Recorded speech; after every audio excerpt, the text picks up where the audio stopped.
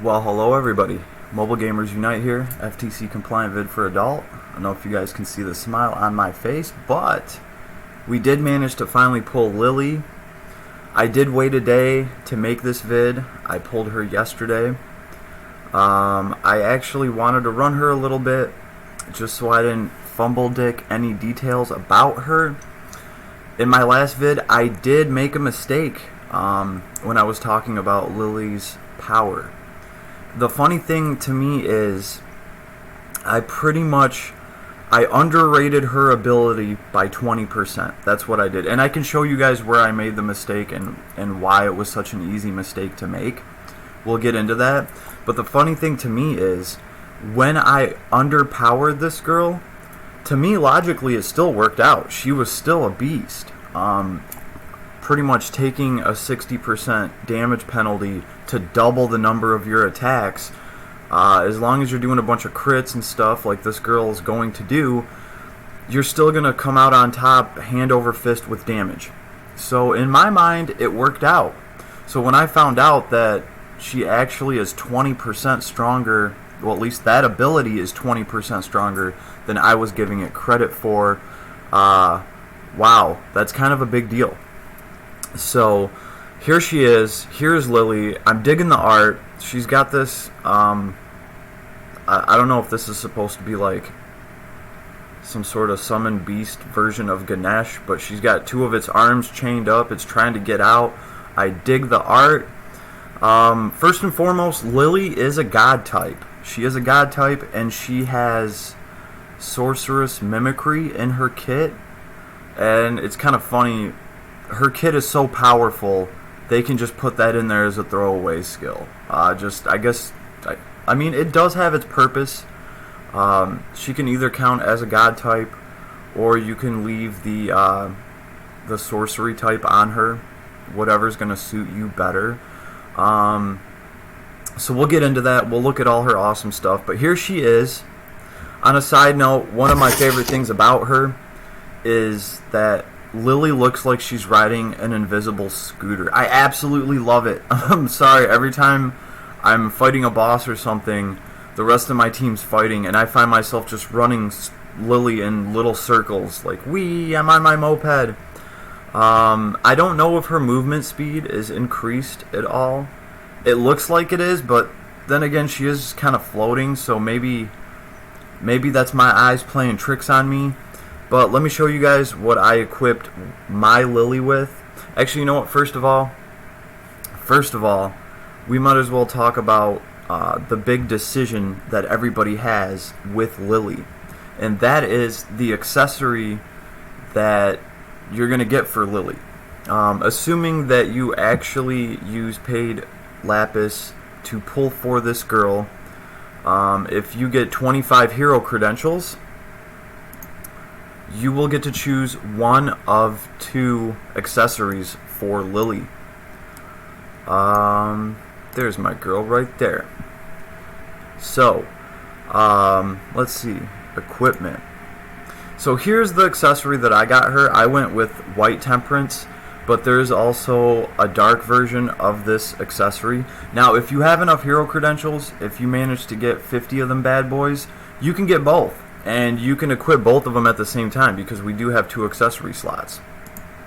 Let's see, what does this bad boy do? Lily only, light critical attacks, lower enemies' light resistance, and deal damage. It's going to give you 35 intelligence, and it's going to give you some MP. The dark version of this item does the same thing, right? So most people, I would think, are only going to be able to get one of these. I only had 25 hero credentials after I pulled her, so I decided to go with the white one. It all depends on what you got, right? If you have light element covered completely and maybe you don't have any dark element damage, then you might want to go the dark way with Lily. For me, on the other hand, I never pulled Christmas Theria. In fact, I wish I could take her little black dress and trade it for one of these temperance accessories, but they're never going to let me do that. I'm going to have to wear that little black dress till I die.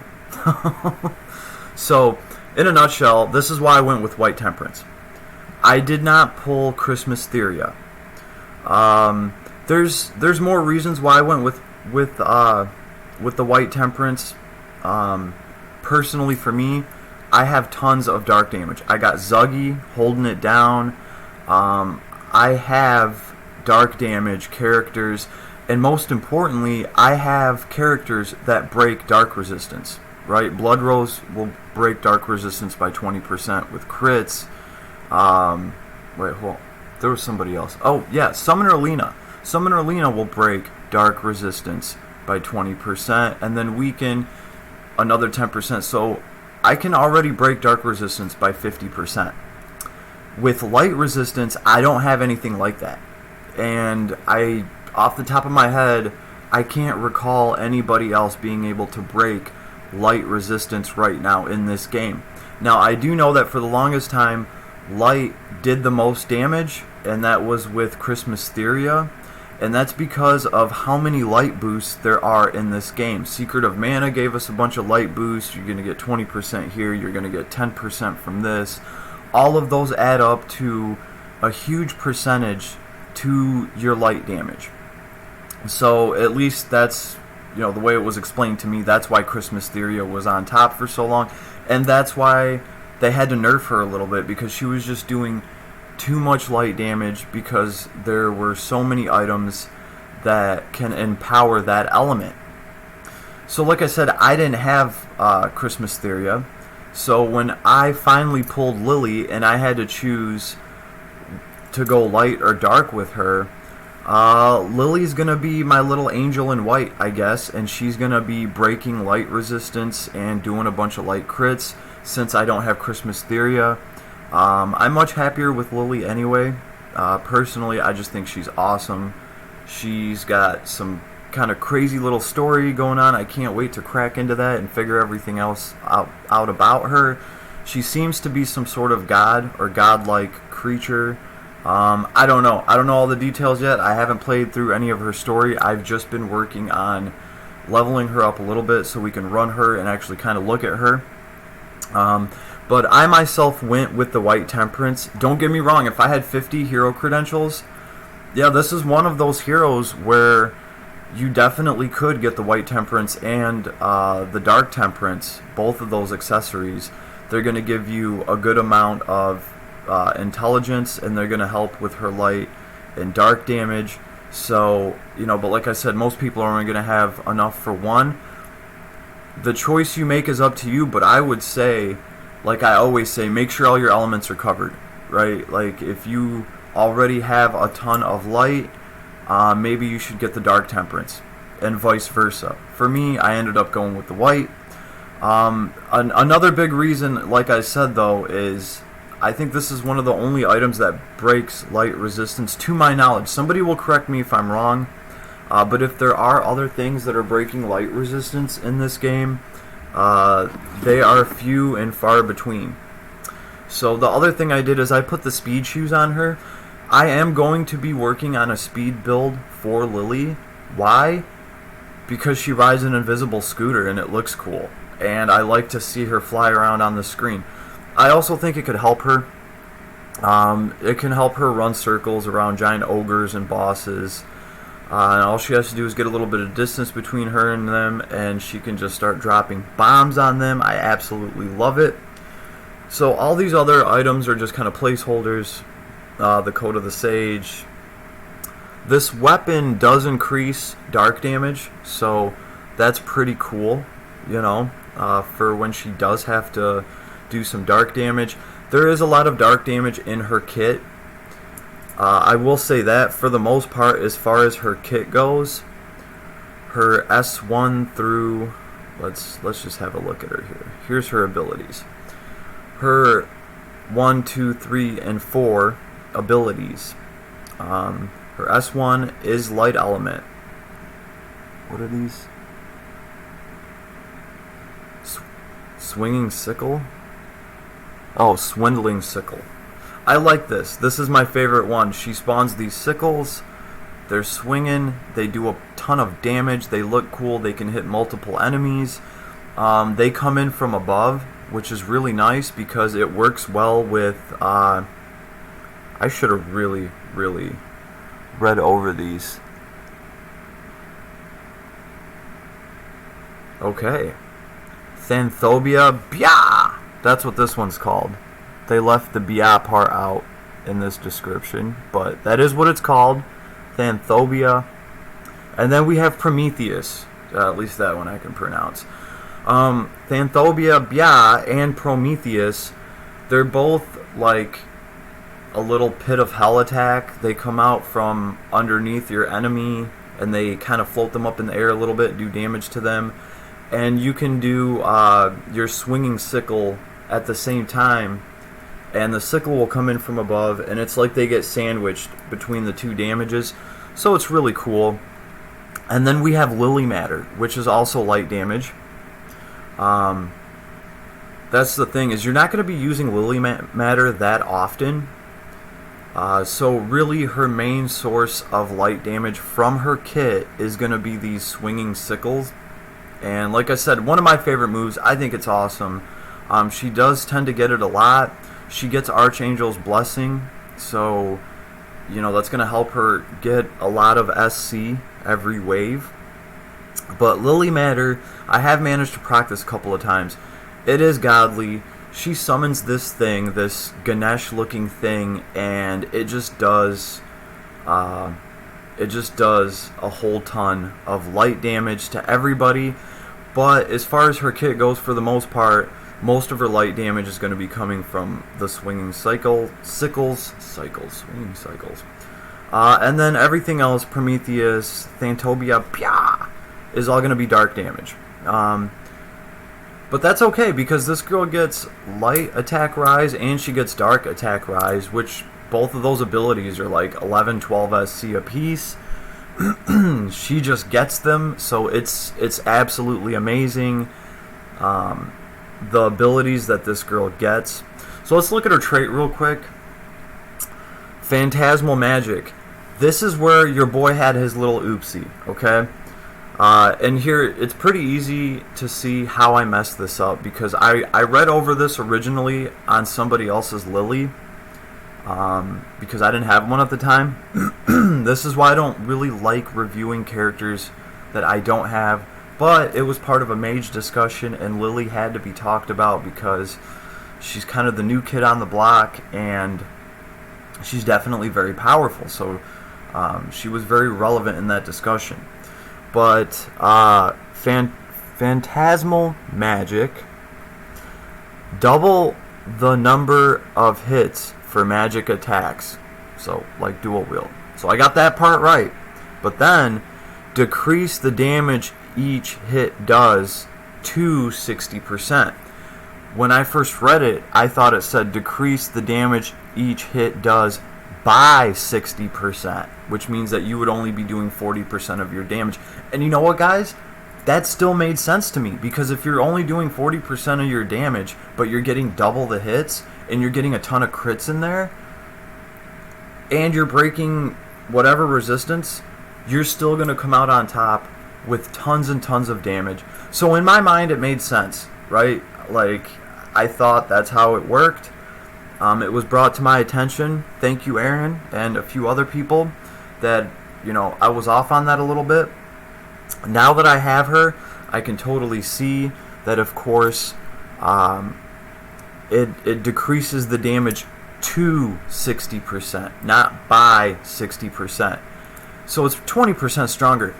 That is effing huge. That is so much. Oh my goodness, that is so much freaking damage. I've already, in a nutshell, I've been running this girl with no spells at all, because I'm working on getting abilities on her, and I've been having to run like a bunch of levels with my rogue to try to farm a bunch of gems to unlock all her abilities. Right now I got 78 out of 104. I don't think that's too bad for one day of grinding. I was just working on Sea Princess Leela, so I was kind of drained when Lily did drop. But that's pretty much how I've been leveling Lily up. She's such a badass character that I did get the experience bonus for her, and then I just started running my rogue levels hoping to teach her a few things along the way. The issue is Lily kills shit too quick. I can't give her any magic because she will just destroy everything, and then my rogue will not get to proc extort, and he won't get to steal all those items. So I've kind of stripped Lily down. I send her out there with no magic, just her kit to use, and her kit a lot of times is just killing it on its own. So obviously this is only one of her traits, but this is the boo-boo that I had. But I gotta say, that's huge. This is so powerful right here.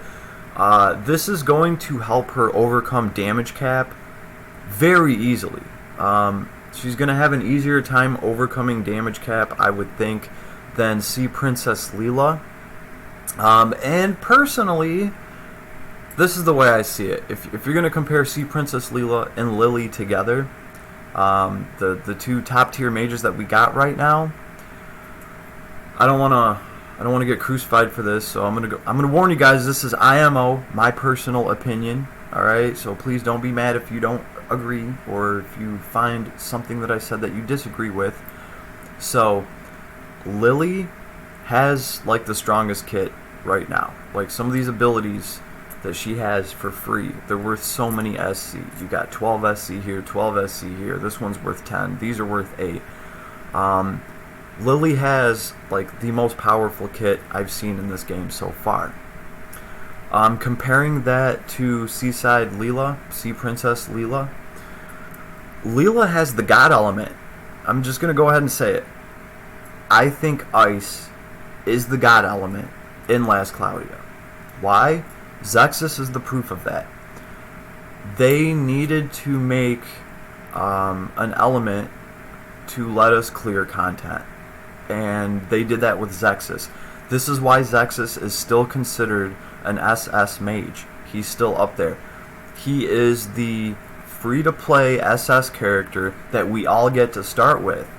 And one of the big advantages that Zexus has is he's ice element. They have made a lot of very powerful enemies in this game weak to ice, so that a free-to-play account using Zexus could still clear all the content. If it wasn't for that, well, then Zexus wouldn't be as amazing as he is, and this wouldn't be a free-to-play game because you couldn't clear the content without trying to pull godly limited characters. So I think that is one of the big advantages that ice users have in this game. In my personal opinion, ice is the god element. Let's see, all of the flying chickens that we fight, that we're constantly fighting, the servants of the god of ruin, I can't even say their name, the little Lou chicken birds of prey, whatever they are, the crazy chickens that are always attacking us, pretty much all of Blaze Garden, right? You can cheese Blaze Garden with ice element, which is why people were building Zexus up when this game first launched, because, well, he will take you through Blaze Garden, and he will just cheese the hell out of everything with all of his ice damage. So I expect more of that to come. Like, we're constantly fighting these vicious chickens. They're weak to ice. A lot of the scary golems that do a ton of damage, they're weak to ice. So in a nutshell, in my personal opinion, if I were to compare Lily to Sea Princess, Lily has a slightly stronger kit, but Sea Princess has the god element, ice, which is funny because Lily has two elements technically. All in all, they're both very powerful mages. They're gonna do a ton of damage. It does appear that Lily is going to have an easier time overcoming damage cap than Sea Princess Leela. Now, if somebody thinks I'm wrong about that, please leave me a comment and explain. But from the way that I'm looking at it, how their crits are set up and everything like that, Lily gets to double the amount of hits in her spells. Sea Princess Leela doesn't. So when we get to the point where we're hitting damage cap, Leela is going to be hitting damage cap with her spells. Just damage cap, damage cap, damage cap. What Lily's going to be able to do is cut that damage down a little bit. She's going to hit maybe 60 or 70% of the damage cap, but she's going to be able to do twice as many hits. So it's going to total up to more damage. That's just personally my opinion.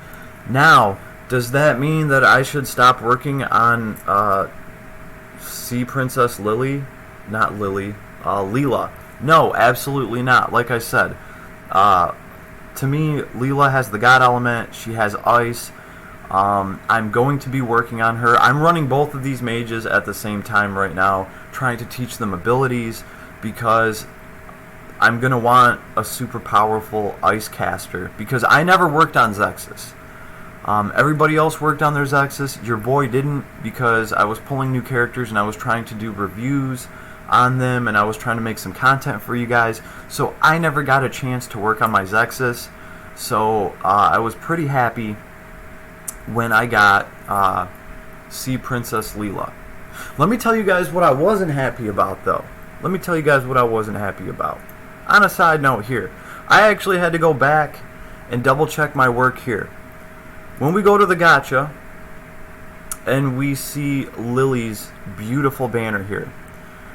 Let's see, where is it? Probability. Right here, Lily. Lily is at a 1.001%. What the hell, Hank Hill? What the hell? We were doing so good. We were up to a 1.5%. Okay? I even doubted that when I looked at this. I had to go look up some of my older vids to confirm it. Princess Leela, Seaside Leela, was at a 1.5%. We were doing so good. We were making steps in the right direction. What the hell happened last Cloudia? Why did you guys do this? Why? We were doing so good. I remember being so happy. I rewatched that vid. We were at a 1.5%, and then they drop Lily, and they take her back down to a 1%. No, we were so close. Definitely, I think that's something they need to work on. I will say this about this banner. I pulled 5 heroes off of this limited hero banner. Out of those 5 heroes, can you guys guess how many were limited? My one Lily. My one Lily was the only limited character I pulled off of this banner. Thank goodness it was her, because I was like a smidge away from not getting anything at all off of this banner, except for Ice Princess, Sky Hero Gravin, a bunch of heroes that aren't even limited and that I can't do anything with. Don't get me wrong. I'm not saying, hey, I pulled 5 heroes, I deserve to have Lily. That's not what I'm saying at all. What I'm saying is I pulled 5 heroes off of a limited banner, and I should get some limited heroes off of that. Give me a like if you agree. They need to stop diluting our limited pool with non-limited heroes, right? I'm not saying that I should pull an on-banner every single pull. What I'm saying is I wouldn't mind having some shards of Zuglis or Elza or Davin or any of these limited heroes. Like, there's enough of them out there now where I think these limited festival hero banners should pretty much have mostly limited characters on them, instead of being diluted with a bunch of non-limited characters that we can pull from the normal pool anytime that we want to. So that's all I'm saying, right? That's my one little bitch fit of the day. Because honestly, out of the 4 dupes that I pulled off of this banner, I can't do anything with them. They're absolutely worthless to me. Like I said, I would have been more than happy to get a couple dupes of Davin. Oh, hey, Lance Evil. That would have been great. Pulling a Lance Evil. I can't wait to get Lance Evil someday and actually try some stuff out with him. Not going to talk about him too much because I don't have him. You guys know how I feel about Lance Evil, and I think in Arena he can go a super long way, right? And while we're talking about Arena, I would like to thank everybody that corrected me.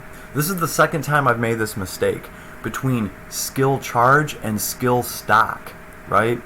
And while we're talking about skill charge and skill stock, this bell tower of guidance, this arc right here on this banner, It has been brought to my attention that this does have skill charge 3, and that's what you want. And it's skill charge, not skill stock. And we will take a look at that. In a nutshell, here's how this went down. I woke up today, I had Lily in the pocket, and I had my daily summon to do for 100 lapis. And I thought, well, you know what? Wouldn't it be nice to have that bell tower for when I shoot my video today so we could talk about it? So I did my pull, and guess what came down? Yes, that's right, it did. The bell tower actually came down. Now, I was like, okay, cool. I was more excited about Lily, of course. Really, real talk. Who wouldn't be? But when I started looking at this bell tower, I became very happy because right off rip, the very first ability that you learn is skill charge 3, not skill stock 3. I've made this mistake before. Thank you guys for being patient with me. Actually, the people that corrected me, they did me a huge favor because I went back through my arena team, and a few of my heroes in my arena team accidentally had skill stock instead of skill charge, which does absolutely nothing for them in arena. You will never get to use skill stock because you're never going to get to stock up your skills. As soon as you get them, you throw them. At least I do. I don't know what you guys are doing, but I haven't seen too many arena teams trying to stock up on their skills for the big boss fight at the end. So we might as well go over that skill charge for the second time because I know I've made this mistake before. So thank you for being patient with me, guys. Skill charge actually charges that skill up, right? Skill stock will let you hold on to an extra skill after it's fully charged. Like, you know, maybe you're going to a boss and you have to battle your way through 3 or 4 waves of just little enemies. Well, you can stack up your skill while fighting those little enemies, just doing basic attacks, let your skill stock up. If you have skill stock 1, it will let you hold 1 more of that skill. And I accidentally put that ability in my arena team when what I was trying to do is put skill charge so that right when the fight starts, that 1 skill is already charged and you can use it. So I do have skill charge 1 and skill charge 2. They work very well with quick trigger. And this is skill charge 3. Skill charge 3 I've been looking for. This right here is the one-hitter quitter, especially for a lot of units like Zuglis. For Randy Bo Bandy, it's his spin attack where he hits everybody spinning his little sword. Let's see, for the Fire Troll, his S3 is that giant Inferno AoE that he does, which throws everybody up in the air, and that's won a couple of arena fights for me alone. So, and of course Zuglis' S3 is just pretty much a map clear. All those swords come out of the ground, it kills everybody. When I'm running arena and quick trigger goes off and Zuglis gets to start with his S3, that the first enemy wave is pretty much dead. Before Davin can even get in there and start doing any of his attacks, Zuglis will wipe everybody out if he gets that S3 ability, and then I have to wait for the second wave to come in, and then I can, you know, start dealing with them. So that is how powerful your S3 can be. For most heroes, that ability is very powerful. It's just short of their super skill. It's typically a big AoE, and they're very useful for arena. Can't stress this enough. The Bell Tower of Guidance can really, really help you out if you want to make an effective overrun arena team. Okay? That's all I'm going to say about that. It also comes with Magic Guard, Magic Castle, Undead Shield, which is something new. I haven't seen this before. Here, we might as well just go through the top. Skill Charge 3. Restore some SET to the 3rd skill, bottom left skill at the start of battle. That's the good one, right? And it only costs 3 SC. I cannot wait to slap this onto everybody. And then we have Magic Guard. When Guard is equipped, MP recovers slightly when guarding. This has its uses, don't get me wrong, okay? For 4 SC, okay. Then we have Magic Castle. Magic damage inflicted on all allies minus 20%. For 8 SC, you know what? That can be very good. And especially for a hero like Prim. Prim can run around throwing Magic Castle all day and it will last longer. So it's very nice to have Magic Castle. Here's where it gets interesting though. For 9 SC, there's Undead Shield. Minus 10% damage from Undead. I'm not fighting that many undead things in Arena, but this could really help against a nasty zombie boss fight or something like that.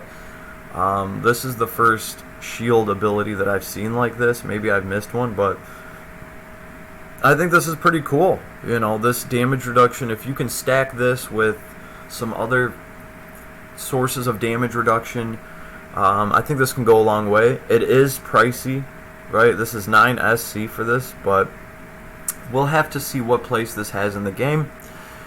And then we have High Magic Barrier. It costs 6 SC, 14 magic point cast. Magic damage taken by a single ally, minus 35%. This could save you fighting some kind of crazy lich that is dropping Inferno on your head and just killing you with magic. Being able to take 35% less magic damage can most definitely win you some fights. And then we have Robe High Boost, 9 SC. This is one of those abilities that Lily gets for free. When a robe is equipped, plus 20% mind and plus 10% magic attack damage. In a nutshell, this is a very, very good ability. Like I said, Lily gets it for free. If you're not going to be dual wielding with your mage so that you can use 2 staffs at the same time to really boost your intelligence and whatever else those staves let you do. If you're only running 1 staff, Robe High Boost is going to help you, right? It's going to make you 20% to your mind is going to make you a lot more resilient to any sort of magic attacks coming your way. And then plus 10% magic attack damage. That's awesome. That's empowering your spells through your armor slot. So this is a very good ability. It costs 9 SC. I think this is a must for if you're not dual wielding, especially for high-end builds. Like if you want to wear an awesome robe and you still want to get, you know, somewhat of an offensive edge off of it, the 10% to your magic attack damage goes a long way.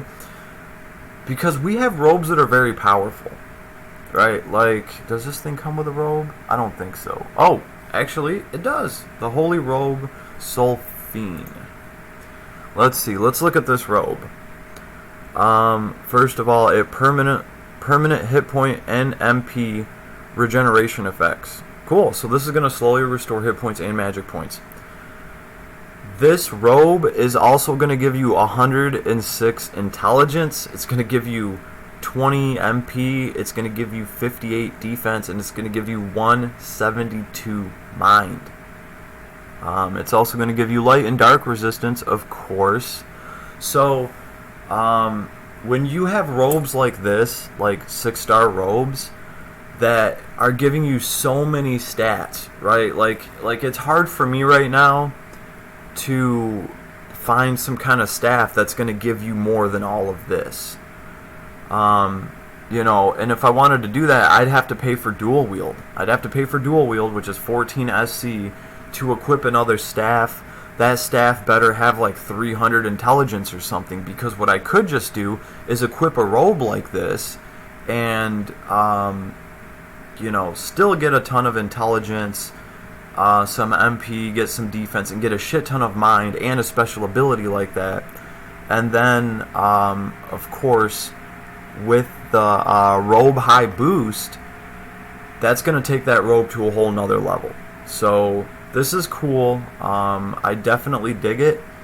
Rennie already has this in her kit for free. And let's see, how much SC does this cost? Yeah, that's a 9 SC ability.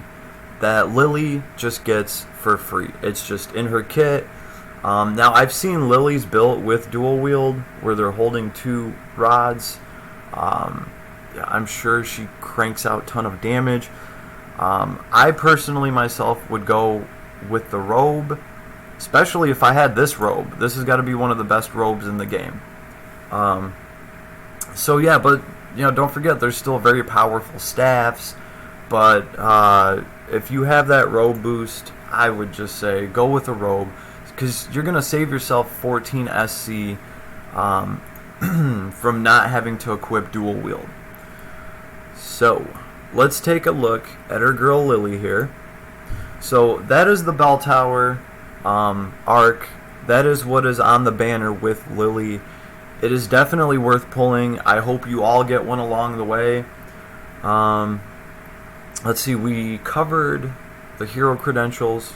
I told you guys which item I went with. Obviously, my Lily's going to be doing light damage. So we went through all of that good stuff. She is a god type. I did mention that. Oh yeah, this is what's interesting about Lily. She's weak to fire, ice, earth, lightning. She does get a pretty significant boost to light and dark, though. Obviously, those are her 2 elements. That makes sense to me, that she would be so strong with light and dark that she would actually be weak to the other elements. Her weakness is only -5, so that's not that big. You can overcome that. But when it comes to light and dark, mine's got like 20% to each, and she's not even fully developed yet. So let's get into her skill tree. This is where all the good stuff is. This is really where Lily shines. There's so much good stuff in here. We already went over Phantasmal Magic. This is what I butchered in my last vid. And this is, again, recap, this is what's going to let her treat her spells as if she was dual wielding, right? You're going to do 60% of your damage, and you're going to get twice as many hits, which is just off the chain ridiculous on its own. The other thing that I forgot to mention in the last video when I talked about Lily, I didn't really get into all of her defensive abilities. So let's just kind of start with that. First of all, Lily gets auto heal.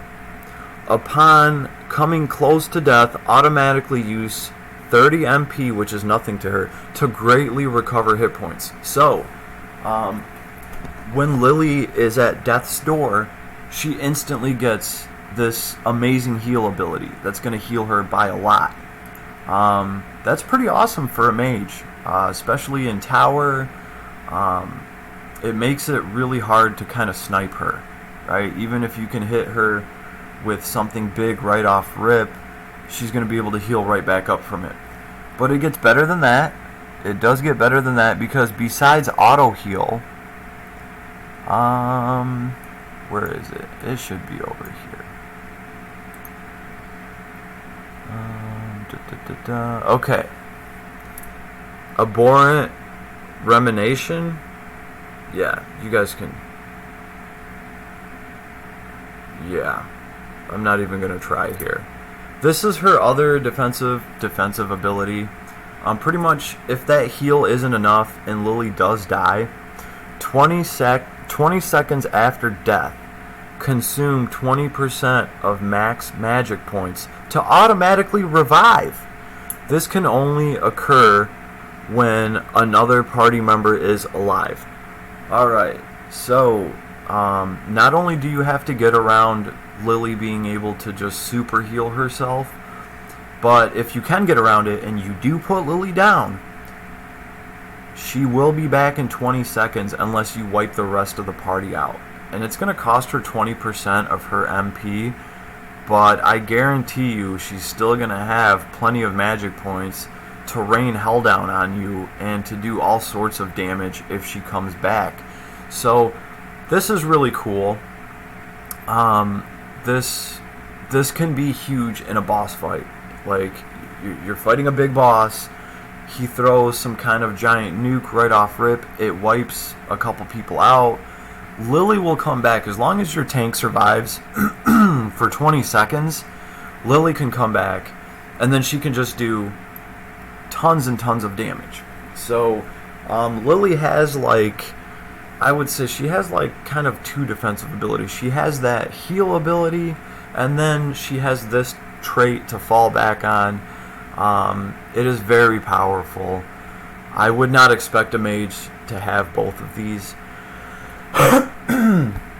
Sorry guys, it's dry in here. For instance, the last limited mage we got, Sea Princess Leela, she gets Hydro Shell. So does it stack up to these? You know, I think from my understanding, Hydro Shell, it halves every element of damage that you take except for one, I believe. Still a very powerful ability, and it can cut down on a lot of elemental damage that you're taking. But she's not going to get to, like, just resurrect herself. So I definitely think Lily takes the cake here, between the auto heal ability and this ability right here. It's going to keep Lily in the game. It's going to keep her casting. So, and now we get to move on to all the fun stuff that she has, right? Let's see. I don't want to miss anything here. So, she does start off with Mimicry Sorceress, right? In case you don't want her to count as a god type. I guess this is kind of like for Arena. You can bet on whether your opponent has Sorcerer Killer or if he has God Killer. Personally, God Killer costs more, and you know it's more strenuous to bring because it takes up just more points. But the point is, you have an option here. You can turn this on or off. Or if you're fighting a boss or some creature that you know has God Killer, well, she can pretend to be a sorcerer. So that's cool. This is also kind of like, I think it goes in with her flavor text a little bit, because obviously Lily's not just some sorcerer. She is some malevolent godlike being who knows what her motives are. I don't know yet because I haven't played through her story. I can't wait to do that. I'm grinding shards out for her now, right? So then we have, well, she starts with Phantasmal Magic right off rip. So you're going to be able to double the amount of hits that your spells do. Then she branches out a little bit. You get your Prometheus, stuff like that. She's going to have Galaxy, of course. She's going to have the dark equivalent of Galaxy. She's also going to have Shining Zoc. And she's going to have the dark version of Shining Zoc. I forget what it's called. Abyss Gate. Abyss Gate is like the dark version of Shining Zoc. They do a ton of damage. Hers are going to do even more damage because they're going to be twice as many hits, and there's going to be a ton of crits in there. So she's branching out. She's going to get, of course, Magic up 2. Magic up max. And then she's going to get Dark Critical. She's going to get Light Critical. Each of these are like 6 or 7 SC. Branching out, Prometheus, Shining Zoc. And then here we go. She gets Light Attack Rise. Light Attack Rise and Dark Attack Rise. They both cost like 11, 10, 11, 12 SC. I don't know exactly, but they're a lot. I think it's 11.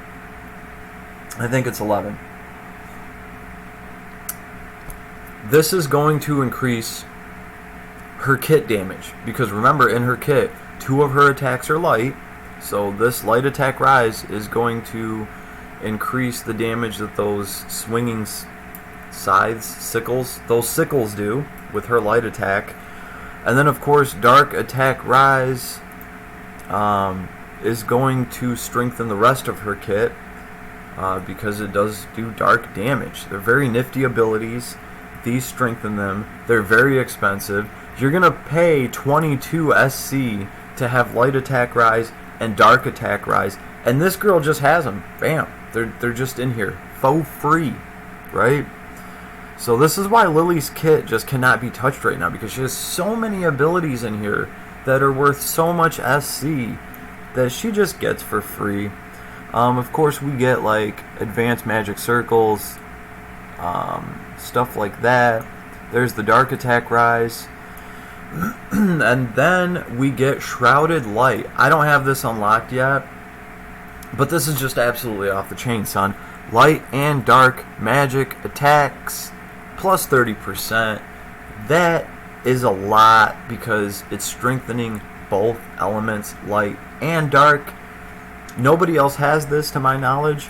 If I were to guess how many SC this ability would be worth, because it's both elements, hell, this is probably like, this probably would cost you as much as dual wield. This has got to be like a 14 SC ability to be able to strengthen two magic attributes at the same, well, not attributes, elements at the same time, light and dark.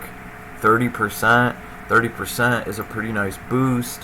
So here's another ability that she gets that's just off the chain. Oh, and speaking of expensive abilities, why not throw Archangel's Blessing in there? Right? At the end of battle, recovers 30% MP plus 30%. So this is her way of feeding herself. At the end of every battle, Archangel's Blessing, absolutely phenomenal. She's going to be able to keep her MP stocked up. Expensive ability, that's not cheap either. I don't know what it is off the top of my head. So just a lot of very, very expensive stuff here. We get MP up max. That's going to give you 20% MP. Most mages would kill for that. Instead, they're stuck with MP up 2 or 1. She gets MP up max. So she's going to be bringing a lot of magic points. So she's not going to mind sacrificing 20% or whatever to come back to life, because she's going to have a ton to begin with. Moving on. Oh, here is that robe high boost that we were looking at. I believe it was a 9 SC ability. Here it is. She has it built in. She doesn't even need to spend the SC on it. It's just amazing. So nice to just have that as a freebie. Oh, phase changer. Here's another one. This costs, don't quote me on this, but this thing costs like 7-8 MP by itself. It might even be 9. Increases power of regular attacks proportional to magic attacks. This is going to make her basic attacks hurt, because she's going to use her intelligence stat instead of using her attack stat for her basic attack. Now, I know a lot of you right now are like, yeah, who gives a shit? She's a mage. Guess what? This is actually a big deal. This is actually a big deal. Do not overlook Lily's basic attack. It absolutely shreds. We do need to talk about that. Lily's basic attack is she throws some kind of chains out. She is the only other mage, other than Popoi, that I've noticed that has a special quality to their basic attack. Popoi has a boomerang. He throws it, it hits you once, and on its way back it hits you again. What her chains do is they penetrate. They're penetrating chains. Oh no! But pretty much, you can have 10 enemies lined up in front of you. Her basic attack will go through all of them, and it will hit all of them. So being able to use her intelligence stat to power that attack up, that is actually surprisingly going to augment her damage by quite a bit. When I actually got this ability and I saw the change, it was huge. Like, the amount of damage she started doing with her basic attack after I got phase change for her, it's just on a whole nother level. And because she can hit multiple people at the same time with it, do not count this girl's basic attack out. It definitely goes a long way to supplement whatever damage she's doing. So, and she has it for free. This is an expensive ability, right? Speaking of expensive abilities, oh look, immovable object. Another 8 or 9 SC ability that's just sitting here. A lot of mages want to have immovable objects. They just can't pay for it. This is a very expensive ability. It can be very useful because you don't want to get interrupted while you're casting. But like I said, it's very expensive, and a lot of mages just can't afford to bring it, right? So at least that's been my experience with it. But she has that for free, just chilling. Let's see, we already looked at this. Yeah, I couldn't even tell you how many SC that ability would be worth to come back to life like that. And then, of course, high level magic chant. Another one of these amazing abilities that costs, what, 9 SC? This is Zexus's bread and butter. This is like one of the big things that Zexus had over some of the other entry-level mages. High-level magic chant. Increase cast speed of all magic. Every mage wants this. Most mages, well, some mages have to pay for it. And it's not a cheap ability. And of course, she has that. It's like, damn, what doesn't this girl have, right? She also has the ability to increase her light and dark resistance. Very good stuff right there. Let me just make sure I'm not missing anything here. We got a movable object. Moving on, we have Prometheus. This is one of her attacks. Great attack. I love these things. We're going to run her in a level. Let's take her to her white laboratory so we can kind of actually look at her moves and test them out. See how they work. Man. And then, of course, then we get to the light critical, dark critical. These cost 6 SC, each of them, and she does have the light one and the dark one. And we're right back to light and dark attack rise, which cost 11 SC each. I think that's it, boys and girls. I don't think we're missing anything. We went over Shrouded Light. We went over her big 3. Her big 3. They're absolutely ridiculous. They're beyond big. They're huge. Advanced magic circles, dark crit, magic up max, dark matter, magic up 2. Yeah, this is it. I think we've covered everything. Swinging sickle. Oh, I'm sorry. She gets auto aura. Okay, let's not forget that. Continuous aura effect. Magic increases. Honestly, I think at this point, the auto aura is freaking overkill. Like, what am I supposed to spend her SC on now? The girl has everything. Actually, you know, on a side note, no, she does not have everything. They obviously left you room to go pick up a lot of the abilities that add, you know, 10, 20% to light element or dark element. Let's see. This is pretty much what I have on her right now. These are all the spells she gets for free that I've unlocked. As far as passives go, I've only been playing this with this girl for a day, so but this is why I went with light, because we have things like Wisp's Time, light magic damage 10% during daylight hours in the real world. Of course, dark gets a boost from Shade's Time. Oh, and let's put conversation on her, just so that she's constantly healing.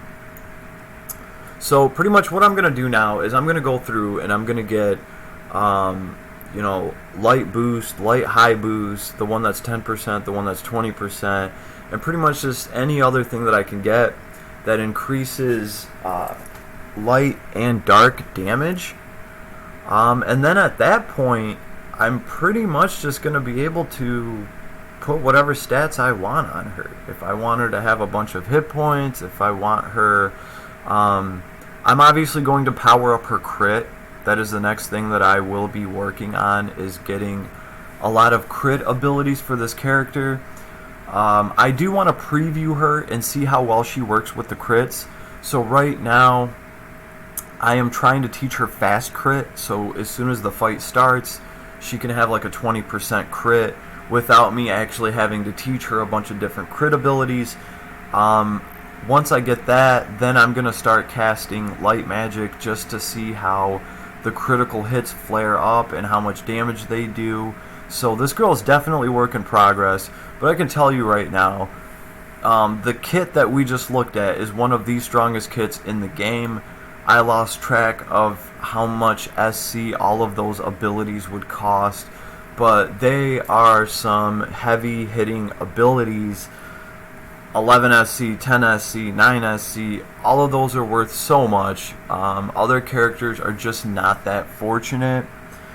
You know, and then on top of that, you know, always remember that this girl is going to get to choose the path of least resistance when it comes to casting. She's either going to cast against light or dark, whichever one of them that her enemy is weakest against.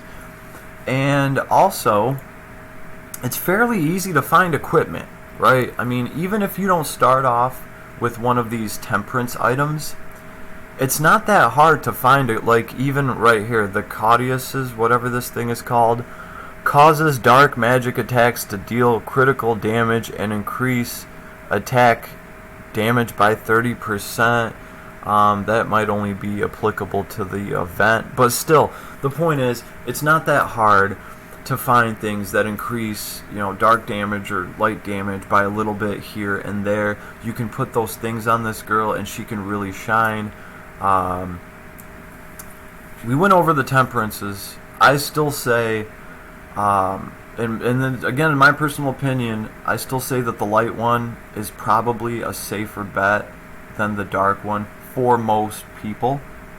And then the speed shoes, I would definitely recommend putting the speed shoes on this girl because she is riding an invisible moped and you want her to just, well, actually it's an invisible scooter. I'm sorry, don't quote me on the moped. Definitely looks like an invisible scooter. So, that's just what I think. So, let's actually check out some of her little moves and how they work. Oh, here's another thing too. I fully think that Lily could actually be a pretty powerful arena unit without even casting any spells, right? Because she has so much damage boost to her light and dark skill kit already. You could put a bunch of skill charge abilities on her and she could just start actually using her skills instead of spells in an arena fight, and she could wipe out a party. She really could with her S1 through S3. If you had enough of those to throw, Lily could definitely wipe out a party. That's just my personal opinion. I don't have her strong enough to try that out. And I think that if most people ran her, they would try to run her as a mage and they would run around and try to cast something. That's another reason why I'm trying to build her up to be able to run around fast. It would be really funny to go into arena and have the other team just chase you in circles while you tried to prepare a spell to throw. So, just stuff that I'm working on. I'm definitely gonna try to do a build where this girl has a crazy movement speed. I'm already working on some abilities. And why not, right? She has so many expensive skills for free. That's the beauty of Lily. She has so much of that expensive stuff for free. It really just leaves the rest for whatever you want. You know, if you want to run around and increase her movement speed for the fun of it, go for it. Try it. She's still going to be super powerful off of all the abilities that she got that cost 12 SC each that she just gets for free. So it really leaves you a ton of room to do whatever you want with her as a character. And I, for one, am going to be messing around with a movement build. This is something I've been thinking about for a while, but I forget who that little boss guy is that we fought that has super fast movement. But that fight was actually very interesting to me, and I just thought, like, damn, if I could build up a character that could move half as fast as that, that would be pretty damn nar-nar. Let's go with the Alabaster Nightmare. Because we have that big nasty ogre at the end. Maybe, just maybe, we could get Lily's super skill to proc. I'm running foreign land on her because, like I said, I want fast critical. Like, being able to have fast critical right now is gonna let me really evaluate her and how her spells hit and crit without having to put crit 1, crit 2, crit 3, and all of those. I'm just going to start with fast crit. Am I going to add crit 1, 2, and 3? Of course I am, but that's going to take a lot of time to teach. Also, if I ever did want to try to run her in arena just as a skill thrower instead of a spell thrower, Sharp Eyes is really good for arena. It's going to increase the amount of damage that you do, and it's only going to cost you a couple MP. And as soon as arena starts, everybody starts with like 3 MP. So Sharp Eyes, on a side note, is really good for anybody trying to tear it up in arena. But I'm just letting you guys know why I have foreign land on her. It's all for this fast crit. Yeah, there's actually not anything here at all that she could really use other than fast crit. What's illusion do? Chance of evading.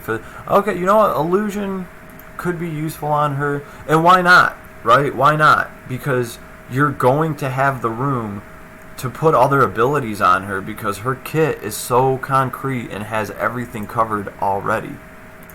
So, I'm just letting you guys know why that's on there. You guys saw the equipment I have. Oh, that's right. We might just want to bring a spell, right? Just in case. Just in case. Let's see. We might as well bring that one too. Alright, looking good, looking good. So, I'm going to try to clear this just using her skills, though, just so we can kind of see what her skills do. We'll start off with her basic attack. It is piercing. Back to what I was saying, don't underestimate this girl's basic attack. It actually can rack up a good amount of damage. Is it supposed to be one of her primary sources of damage? No, but it's supposed to supplement her damage. No, what are you doing? Oh. Well, so much for the first wave. There she goes, casting on her own. I didn't mean to have auto on. Jeez, Lily, you're so wicked. You wicked little girl. Nobody even got to see you ride around on your moped. Whee! I'm riding my scooter. I'm getting away. No! No, go, Lily, go! Red Rider, go! Oh! Oh! Ah, fake you out. Alright. So notice how her basic attack, get away from me, just goes through everybody. That's actually pretty nice to have. And you know what? Topia, yeah! There we go. Bam, I love that. She makes that black hole come in. Oh, this guy. Oh, gonna follow me, buddy? Not on my Red Rider. Oh, we dodged some missile. Sickle of Light. Prometheus. Boom, I love that. Prometheus is awesome. And her kit throws people around. It ties people up. Phantobia Bia. That's a good one. Phantobia Bia. Here we go. See, it makes all those. And then you can have the scythe on top at the same time and just kind of sandwich them between damage. Yeah, guard this fool. Swinging sickles. Ah, no. No, increased movement speed. Ogres can't catch me. Bia. That's what I love about Lily. Ha! Now, of course, I wouldn't be doing any damage to him at all if my damage wasn't scaling off of her intelligence. Oh, look at this ogre. He can't even keep up. Phantopia Bia! What is that thing called? Prometheus! Yes. And we run away. Come on, ogre. Come on, ogre. Oh! Oh, he got us with the backhand! Man, Lily, you got backhanded. Oh, wow. That did not disrupt him. He was able to attack right through that. Love it. Love it.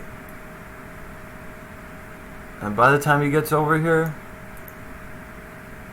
we have those swinging sickles charged up. Yeah, there we go. There we go. Prometheus. Oh, this fool is taking damage. I was going to try to proc Lily Matter, but that's not going to happen because I'm just killing this guy too quick. I'm sorry, Lily. This is her lab.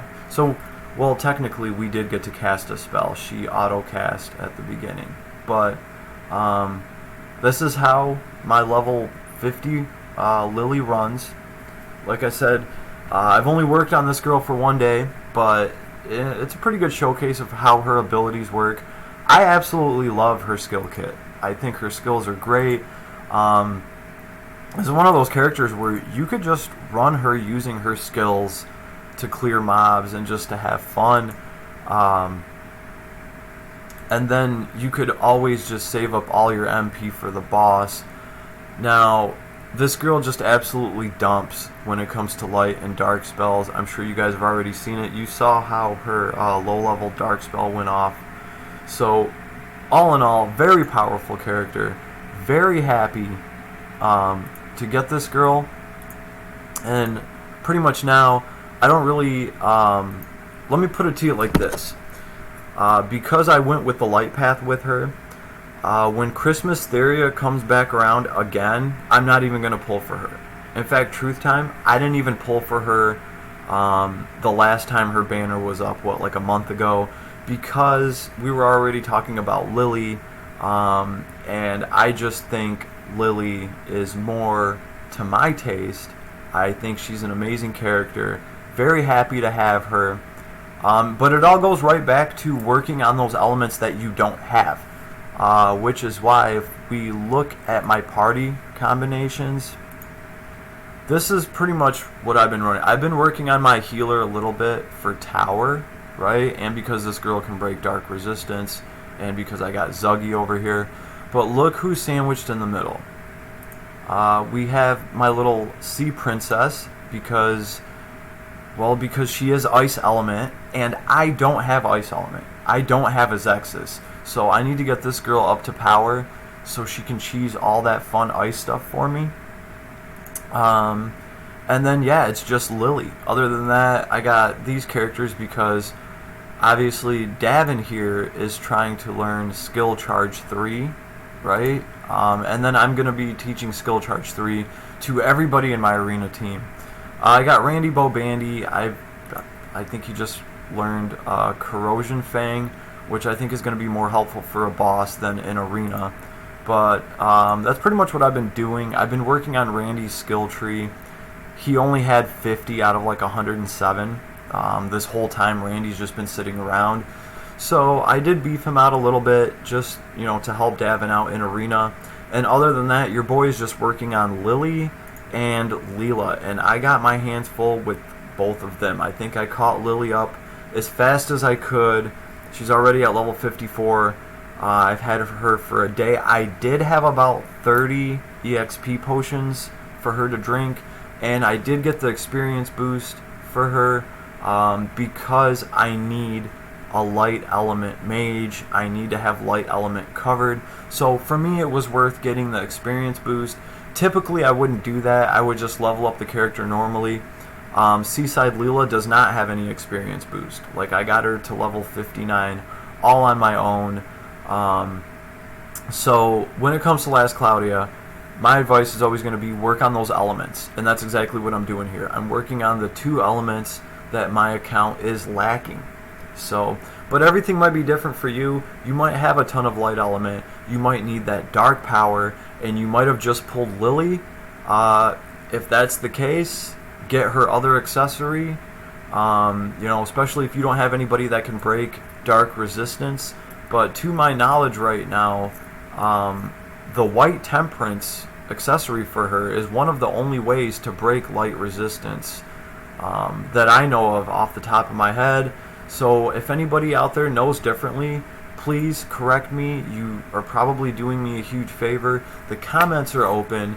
I hope you guys enjoyed this video as much as I enjoyed pulling Lily myself and getting that awesome bell tower.